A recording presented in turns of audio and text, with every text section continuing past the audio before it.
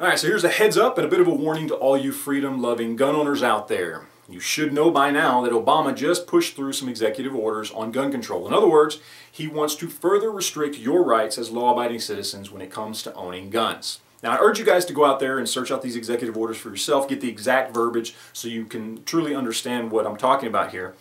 Most of them had to do with the NICS background check system. One had to do with tying state mental health records into the NICS background check system. One had to do with tying Social Security into the NICS background check system. One had to do with spending government money on researching smart guns. One had to do with the NFA, which upset a lot of people.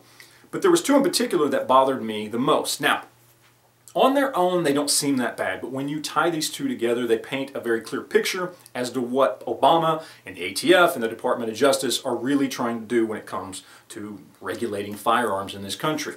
Now, the first one basically says something along the lines of the ATF wants to create a task force or an investigative center to track the illegal sales of guns online.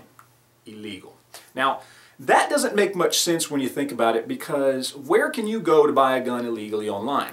You can't go to Bud's Gun Shop or Classic Firearms or Ames Surplus or Palmetto State Armory and have them send you a gun illegally without a background check. It doesn't happen. They send it to an FFL where you go to, pass a background check, and then you take possession of the firearm. You simply pay online. That's it. That's all you do.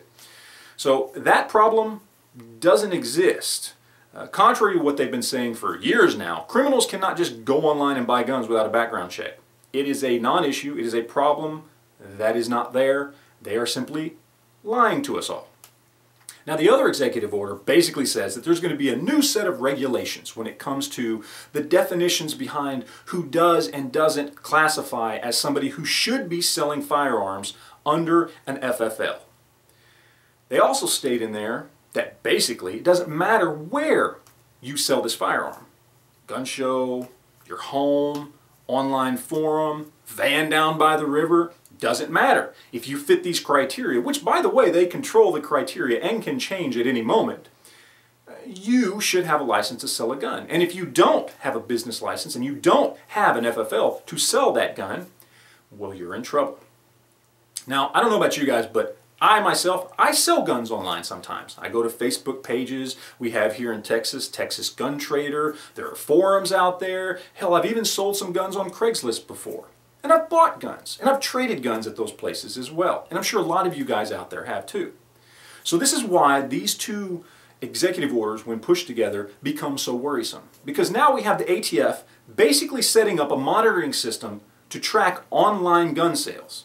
And at the same time, we have the ATF saying it doesn't matter where you sell your gun, if you fit our criteria, you need to have a license to do so.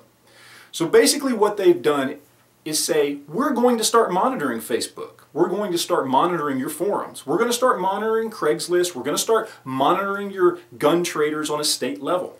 We're going to start paying attention to all this stuff. And if we see you selling too many guns, we're going to bust you.